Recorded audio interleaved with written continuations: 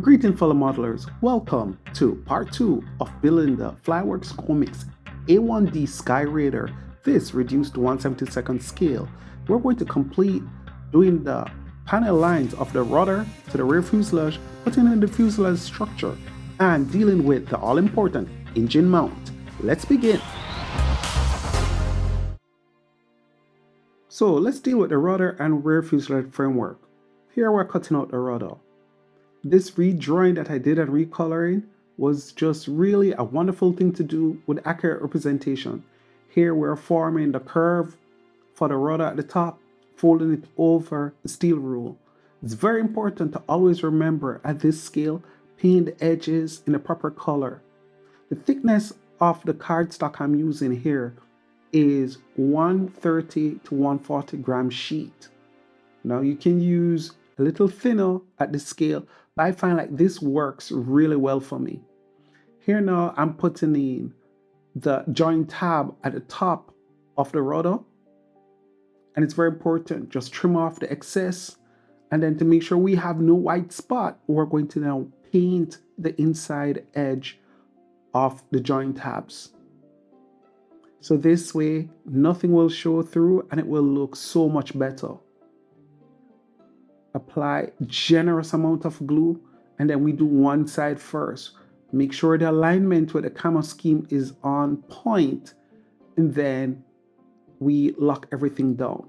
Flatten it using the edge of my tweezer. You can find any other method, but this works really well for me. We then glue the top, wrap the other side, glue, and lock in place. Once that is done, you should be good to go, and you'll get a proper alignment when it comes to the trailing edge. Now here, the framework, we're adding a generous amount of glue. Now remember, assembling the panel first gets you halfway there. The framework will now hold the fuselage in the proper form, the proper contours of the model. Stuck it in properly, making sure everything fit well. Sorry for the out of focus camera. We then lock up the trailing edge once we get that done. Generous amount of glue again, and on a flat surface. Make sure that it's even. I raise the front of the fuselage up so that it won't get glued to one side. Here we go. Make sure the spacing is in. Make sure everything is locked up, and there you have it, looking really good. Perfect. And now we're going to deal with the air scoop detail. The air scoop just located in front of the windshield for the cockpit. Here we form it, then we apply generous amount of glue.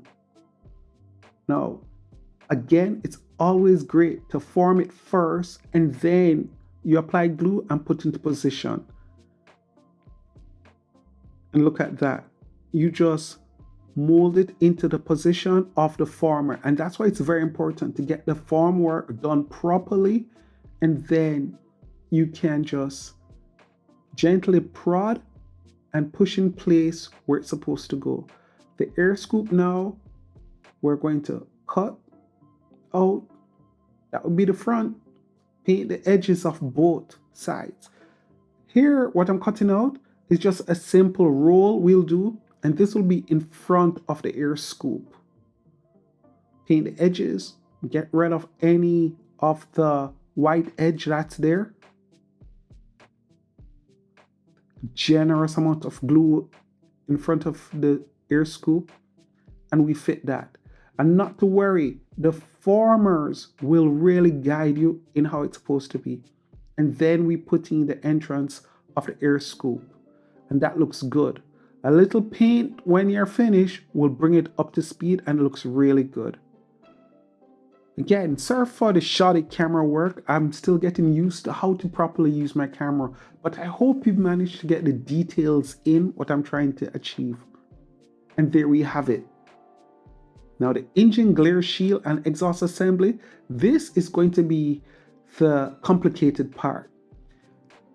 A step at a time, we're going to cut roll, paint, apply. Now I'm going to show you the detail for one side, and of course, when we finish with the carburetor intake below, then we go back to the other side. So here, and put it in the first area.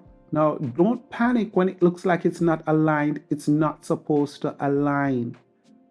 Now, these parts here, what you see I'm cutting out, they're supposed to go in between the panels. Those account for the recess of why they don't align. Here you see I'm putting in the one on top, lock it in place, and as you can see, that's why they're not going to be aligned in terms of the wide panel. We put this one below. Nice, lovely. And then we cut the panel for it. Same thing, or roll. So the major panels will not align. They will be joined by the curves on the top and the bottom. I hope I'm making sense. But as you can see from the build here, that this is how careful you have to be to achieve what you want. I'm not sure if the GPM kit has the same arrangement. Somebody in the comments can let me know. But this is beautiful. I definitely need to get my hands on that GPM kit, maybe next year, and build it at 1/33 scale. But this classic kit here from Flying Model, really is a beautiful kit. Hand drawn too, I might add. Here we join, looking good. Just making sure we get everything nice and aligned. Good. Paint the edges and look how it comes to life. Really loving it. Now the air cooler, the oil scoop underneath, here you see I'm cutting it out, and just like what we did with the top, more or less is the same with the bottom. We're going to shape it, and once we shape it, just put a little glue along the edges, and then onto this we'll attach the base of the oil cooler intake, and there you have it. Look at that. Then we join on the rear, put in position. Great. And once that locked up, now we put on the underside of the engine mount on the oil cooler housing.